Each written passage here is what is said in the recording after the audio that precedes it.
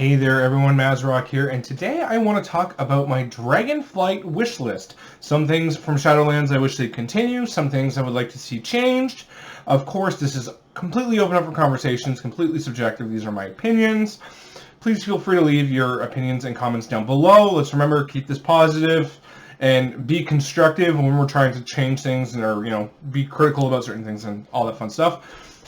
Before we do get started, though, please like, comment, subscribe. I know I say it in every video, but it really does go a long way to help out the channel, and I cannot do it without people like you, and I am just flabbergasted by the outpouring of support that you guys have given me over time, and just continues on. And I just want to thank you so much, everybody. There is a Twitch link down below. I am going to be starting a regular Twitch stream coming up very, very shortly, I promise. You can check that out down below.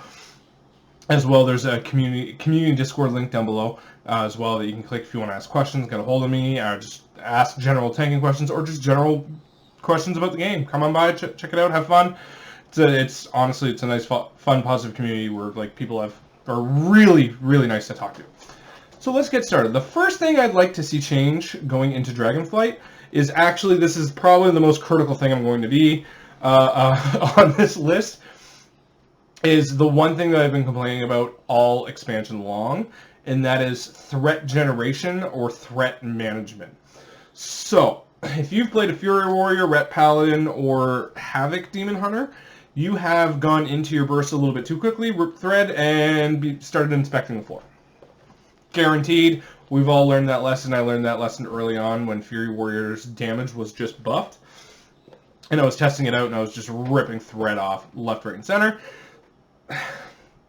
Threat management in Shadowlands is terrible.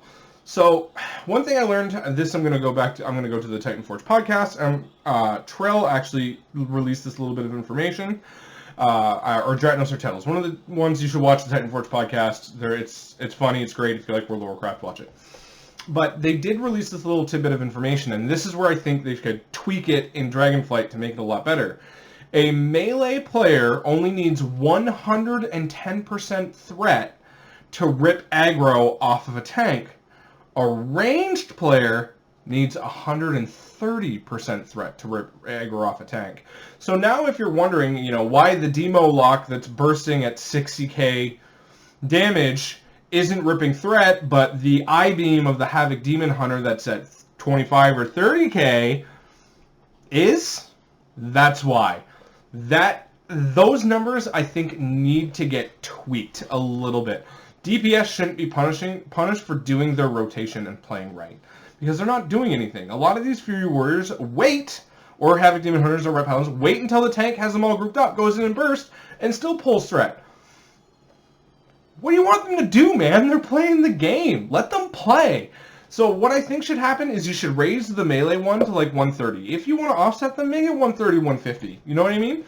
But that threat management needs to change going in forth in Dragonflight. It's probably my biggest gripe about tanking all expansion. And really, if that's the only thing I've got, it's pretty good, but it can be fixed. It can be better, and it's just a numbers tweak. But threat management / threat generation is one that I would like to see change.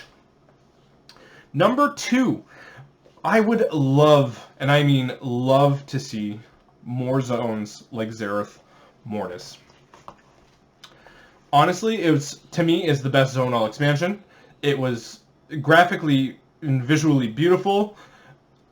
The quests were fun and engaging for the most part, but there was lots to explore, and there was lots to do. You could make mounts, you could make battle pets. For me, the mounts, I actually wanted to farm. I wanted to go and farm certain mobs that drop certain things because I wanted to make certain mounts. No player power, no this is going to make you more powerful. It's going to give you something pretty to ride on that you like. But that makes me want to go there more. That makes me want to do that content more. And honestly, one of the most memorable times that I've had in 9.2 so far, outside of Keys and Raid, has quite literally been in Zereth Mortis. After you completed the quest to unlock flying in Zereth Mortis, my buddy and I, we started noticing there was these little extra runes around that quest area, and we started grabbing them. And we started finding and unlocking the different rooms that you needed the transporter to get into, because you needed the energy, you need to build up your energy to use the transporter to move up before you had the flying. Well, in the first floor, in the first zone, like on the bottom, there's actually another room that unlocks a bunch of different rooms that have a bunch of different treasure chests and little puzzles and things like that. Man, we spent 4 or 5 hours just having a blast searching for these things. We weren't Googling nothing, just going at it. And those little secrets and that little fun stuff, that's fun. The Dune Dominance achievement, for example, now you needed that to get the meta achievement, but having those defeating those 3 bosses, giving a cosmetics package, just, here you go, here's a bunch of weapons and shields and stuff, here you go, cosmetics package just for defeating these 3 bosses and getting this achievement, was fun. It made me actively want to be there. Was there a little bit of player power? Sure, they dropped 246 purple weapons. If you were under-geared, you had a chance to get a better weapon. Great. But the Mog on them was sick. So I would love to see more zones like Zereth Mortis like that just have a lot to offer, a lot to explore, that just make you want to be there. And this is going to tie into my next point, is I'd like them to focus more on cosmetics. Like I just mentioned with the Dune Dominance achievement, you got that cosmetics package. Add more little achievements like that automatically give you, like, hey, if you do this weird thing for a couple of days, or you stock out these 4 rares, you'll get the pieces necessary to unlock this cosmetics package. No player power, just here you go. If you want to be there, go be there. If you don't want it, nobody cares. Nobody's going to be like, oh man, you don't have that weapon? Like, come on, bro, you need that weapon, dude. You got to go do that thing. No, dude, it's a look. And I think that's where the game kind of needs to step it up a little bit, is focus a little bit more on cosmetics. And I think they've done a great job. Adding the cosmetic weapons to Torghast, adding the cosmetic weapons in the Oli caches, the one that you buy off the little gyros, whatever. For 700 ciphers, the ones you can get weapons in there. I think that's a good start. It's all going to build off each other, and I think they need to continue that. Another thing that I would like to see them do more is have talents that play with the abilities, the core abilities of the class a little bit more. Some of the stronger things, and I'm going to go with the tanking, I'm going to talk about the tanks a little bit here, because this is really where I think it's a little bit more prevalent, because I really don't know the DPS classes as well, but I'm sure somebody can mention the DPS classes where this also applies to, but things like the Conduit, that Shield of the Righteous for Paladins extends Ardent Defender, and now when you're in Mythic Plus, your entire goal for survival, and especially these higher keys, is to see how long of an uptime you can have on Ardent Defender, which means you're playing better, you have your cheat death up, which means you're safer throughout the entire time, and you're taking less damage because it's a 20% DR. That's fun. The tier set that increases the duration of Dancing Room Weapon, seeing how long as a player you can upkeep that buff, is so much fun. And I think within the talent systems themselves, they could go in and play around and be like, okay, if you do this, then you can start, or do these chain abilities, you can extend this buff or this ability, and kind of mess around with it to the point where maybe it's customizable. Like, hey, you could choose to have Dancing Room Weapon uptime, or Icebound Fortitude uptime, or Vamp Blood, or whatever. But I think the talent trees really have an opportunity here to make the core class more customizable and more fun to play with based on your playstyle and kind of how you want to go around with it. Maybe it's an offensive buff that you want to extend the duration of.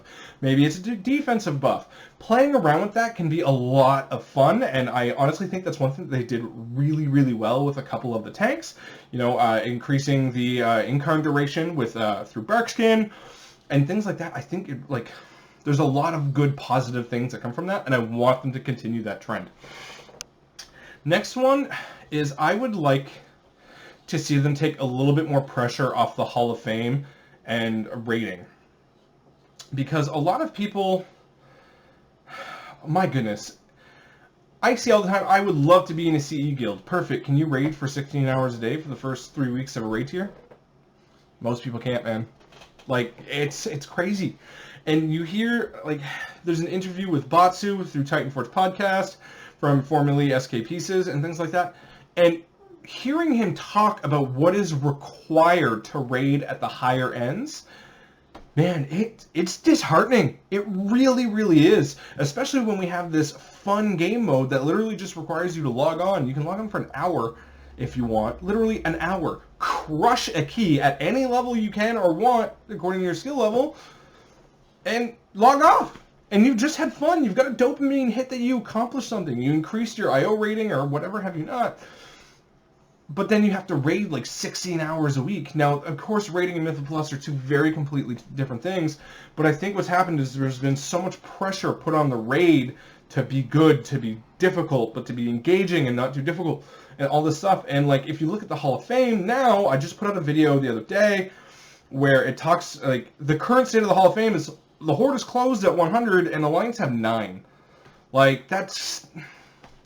We need to take some pressure off that Hall of Fame. Perhaps, I don't, like, there's so many different things that you could do that I can't, like, really, you know, maybe make cross-realm rating a thing at, you know, at 50 total or whatever have you not. I did explain, I went further into it before, and I'm not going to get into it now, but this is going to lead me into my next point, where in 9.2.5 we are getting cross-faction rating and Mythic Plus and parties and things like that.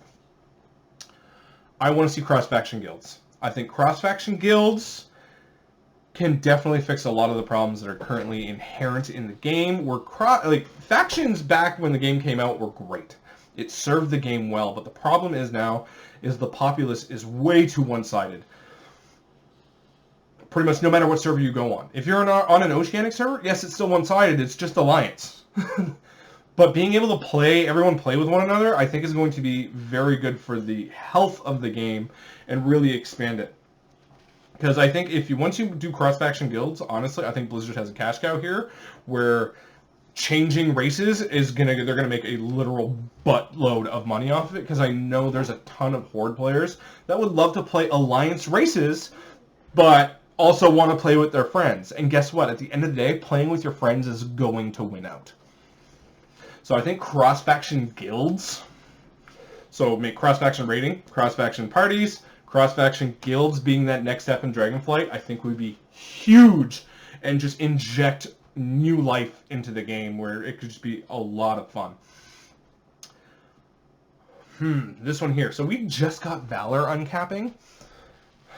For the next season of Mythic Plus, the first season of Dragonflight, either uncap Valor or seriously increase the cap of Valor and Conquest on both of them. I know less about Conquest because I don't PvP at all, but I'm hearing from that community when I do talk to PvPers that the Conquest cap is too low. It's many of the same gripes that Valor have, so I'm just going to bundle them up into one. I can understand the need for a cap.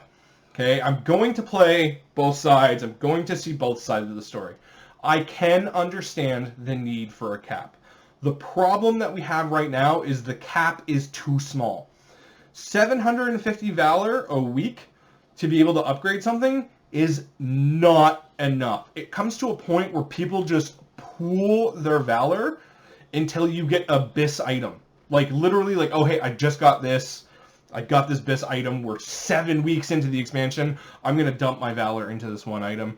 Oh, 2 weeks later, hey, we're uncapping the Valor system, so then nothing matters anymore. It just makes it unfriendly and not fun to play with. It's not a currency that I'm like, oh, sweet, man, I'm getting more Valor. I'm going to be able to upgrade this. And then, boom, you get something different. It's like, man, that sucks. And on top of that, two-handed weapons? Okay, if you're a Fury Warrior and you are unlucky in your vault and you don't get weapons and you don't get weapons from the vault, 1K to upgrade a weapon once, and you've got two-handers. It would take you 3 months almost to be able to upgrade those from the max Mythic Plus drop level that you can get to max item level that you can upgrade. That's insane. That's insane. That's all I need to say. And it doesn't feel good. Making the cap like 100, like 1,050, 1,500, sorry, or 2K almost feels better. It gives you something to grind towards. It gives you a reason to go into Mythic Plus and really go for it.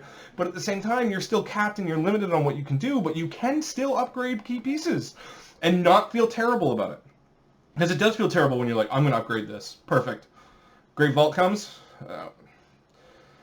I just spent 3K Valor on that one item and I get 278. Cool, that Valor's gone. Let's take this. And it almost makes you feel bad for getting a 278 piece, and that's really not the intended purpose. So I would love to see them play with the cap or just remove it altogether for Valor and Conquest. The last thing I would like to see them change, and this is, we're going to go into a little bit of a weird thing here. In the Hall of Fame video, I mentioned that I like to raid for Mythic Plus gear. And I know a lot of other people feel the same way that I do. There's a lot of people that play Mythic Plus for raid gear, to upgrade their raid set. That's the way they play, and there's no wrong way to play it. There's some people that, you know, raid for PvP gear. There's some people that raid that Mythic Plus for PvP. There's some people that PvP for Mythic Plus gear. And what I think needs to happen in this lifeblood of the game is make some things more accessible. As in, you have more than one way to get them. Maybe one thing that I think is really, really good and is a very popular quest line that you get every once in a while is you complete 4 mythic dungeons, you get a heroic piece of loot. Something like that needs to happen more often, but on other circumstances. Change it around. Hey, if you defeat 5 raid bosses on any difficulty this week, you're going to get a plus 15 piece of Mythic Plus loot. Or a plus 15 piece of PvP loot, if that's what you want. You can change these around to give more rewards, but something to give you another chance to get something different. To make stuff more accessible. And to get people wanting to play different aspects of the game. Because there might be some people that, you know, like Mythic Plus a lot, and they want more chances at Mythic Plus stuff. But, you know, maybe if they're... But they're like, well, I never have anybody to raid with. But if there's a raid quest that they can get a Mythic Plus item they want, like, hey, we're going to give you a chance at a Mythic Plus trinket. You know, something specific. You know, a Mythic Plus weapon or a Mythic Plus trinket. Something, like, really that calls you towards that little thing. They might be more willing to be like, hey, yeah, anybody got a normal raid going? I want to join. I want to join this week. Right off the bat, when you get people wanting to do stuff, to get stuff, that's already breathing in new life to the game, especially when it's different and different what they normally do. And I think they could take that version of the quest, and I'm just throwing this around as a spitball idea. This isn't something that I'm like, this should absolutely be this way. But you can breathe new life into the game that way. You know, if you say, hey, you know, if you win 4 battlegrounds in a week, you'll get a mythic raid item from the first 3 bosses, or anything. I'll go PvP. Cool, that sounds fun. I don't PvP. But if you tell me I can get something from it that's completely optional, that I don't have to, you know, you can get a PvP weapon, or a raid weapon from PvP. Fun. It gets me playing different aspects of the game, which is good for Blizzard and good for everybody else, because you know what might happen? I might discover I like PvP this season. I might discover I like this class in PvP this season. You know, you might discover something new about the game that you enjoy, that you don't play, that you want to do more of. And if you're playing the game more, Blizzard wins. Whoa! Wild concept. So those are some of my DragonFlight wish lists. Leave it down in the comment section down below. I'd love to hear what you would love to see in the wish list. Again, if you're being critical, let's also be positive and what we can do to change it. This isn't a shit show bash fest. That's not what this is about. This is what we can do to improve the game and kind of start a conversation about things that can improve the game in a much more positive light, which I think I've done in this video. So, aside from that, I hope you guys are enjoying 9.2 as much as I am. I hope you guys are excited for 9.2.5 and DragonFlight as much as I am as well. Enjoy your day. Thank you very much for listening. And, you know, happy playing.